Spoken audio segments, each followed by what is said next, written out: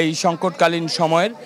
তিনি হাল ধরবেন এবং এই সংকটকালীন সময় থেকে কিভাবে দেশ উত্তরণ পাবে সেই রূপরেখা তার হাত ধরে নির্ধারিত হবে এবং তার বাস্তবায়ন দেশবাসী দেখবে।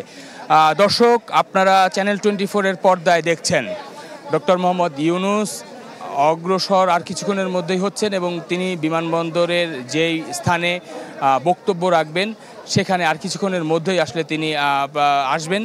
এবং তার বক্তব্য রাখা, তার যে বক্তব্য জাতির উদ্দেশ্যে, জাতির এই ক্রান্তিকালে